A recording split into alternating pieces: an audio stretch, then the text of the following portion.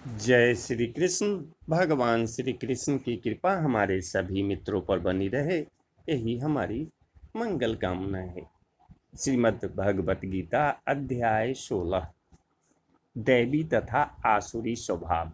भगवान ने कहा कि हे भरत पुत्र, निर्भयता, आत्मशुद्धि, आध्यात्मिक ज्ञान का अनुशीलन, दान, आत्मसंयम, यज्ञ परायणता, वेदाध्ययन, तपस्या, सरलता, अहिंसा, सत्यता, क्रोध विहीनता, त्याग, शक्ति, छिंद्रावेशन में अरुचि, समस्त जीवों पर करुणा, लोभ विहीनता, भद्रता, लज्जा, संकल्प, तेज, क्षमा, धैर्य, पवित्रता, ईर्ष्या तथा सम्मान की अभिलाषा से मुक्ति, ये सारे दिव्य गुण है जो दैवी प्रकृति से संपन्न देवतुल्य पुरुषों में पाए जाते हैं।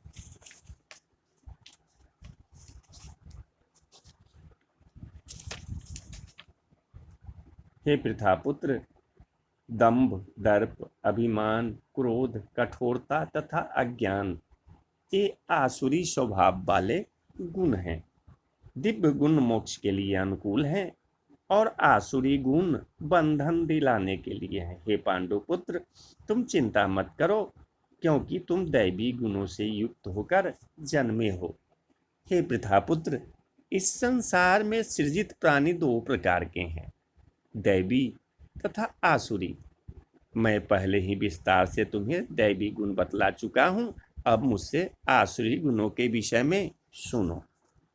जो आसुरी है वह यह नहीं जानते कि क्या करना चाहिए और क्या नहीं करना चाहिए। उनमें न तो पवित्रता, न उचित आचरण और न ही सत्य पाया जाता है।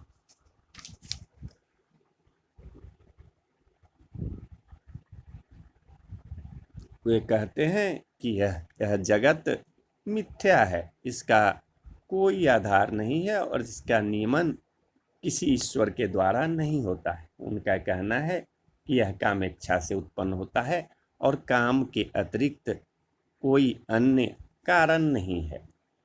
ऐसे निष्कर्षों का अनुगमन करते हुए आसुरी लोग, जिन्होंने आत्मज्ञान खो दिया है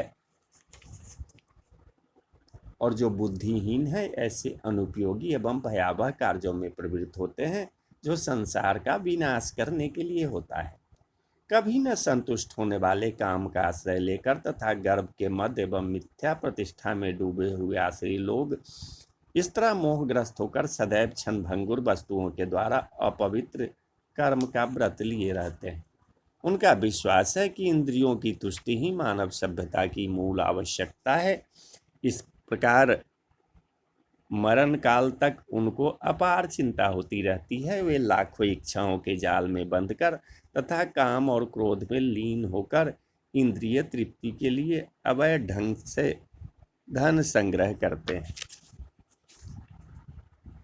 आसुरी व्यक्ति सोचता है कि आज मेरे पास इतना धन है और अपनी योजनाओं से मैं और अधिक धन कमाऊंगा। इस समय मेरे पास इतना है, किंतु भविष्य में यह बढ़कर और अधिक हो जाएगा। वह मेरा शत्रु है और मैंने उसे मार दिया है और मेरे अन्य शत्रु भी मार दिए जाएंगे। मैं सभी वस्तुओं का स्वामी हूँ, मैं भोक्ता हूँ, मैं सिद्ध, शक्तिमान तथा सुखी हूँ। मैं सबसे धनी व्यक्ति हूँ और मेरे आसपास मेरे कुलीन संबंधी है। कोई अन्य मेरे समान शक्तिमान तथा सुखी नहीं है। मैं यज्ञ करूँगा, दान दूंगा और इस तरह आनंद बनाऊंगा। इस प्रकार ऐसे व्यक्ति अज्ञान बस मोहग्रस्त होते रहते हैं। इस प्रकार अनेक चिंताओं से उद्विग्न होकर तथा मोह जाल में बंधकर वे इंद्रिय भोग में अत्यधिक आसक्त हो जाते हैं और नरक में गिरते हैं। हे कुंती पुत्र, ऐसे व्यक्ति आसुरी योनि में बारंबार जन्म ग्रहण करते हुए कभी भी मुझ तक पहुंच नहीं पाते। वे धीरे धीरे अत्यंत अधम गति को प्राप्त होते हैं। इस नरक के 3 द्वार हैं, काम, क्रोध तथा लोभ। प्रत्येक बुद्धिमान व्यक्ति को चाहिए कि इन्हें त्याग दें, क्योंकि इनसे आत्मा का पतन होता है। हे कुंती पुत्र, जो व्यक्ति इन तीनों नरक द्वारों से बच जाता है वह आत्म साक्षात्कार के लिए कल्याणकारी कार्य करता है और इस प्रकार क्रमशः परम गति को प्राप्त होता है। जो शास्त्रों के आदेशों की अवहेलना करता है और मनमाने ढंग से कार्य करता है उसे न तो सिद्धि, न सुख, न ही परम गति प्राप्ति हो पाती है। अतएव मनुष्य को यह जानना चाहिए कि शास्त्रों के विधान के अनुसार क्या कर्तव्य है और क्या अकर्तव्य। उसे ऐसे विधि विधानों को जानकर कर्म करना चाहिए जिससे वह कर्मशः ऊपर उठ सके। इस प्रकार श्रीमद् भगवद गीता के 16वें अध्याय दैवी तथा आसुरी स्वभाव का भक्ति वेदांत तात्पर्य पूर्ण हुआ। तो बोलिए जय श्री कृष्ण, जय श्री कृष्ण।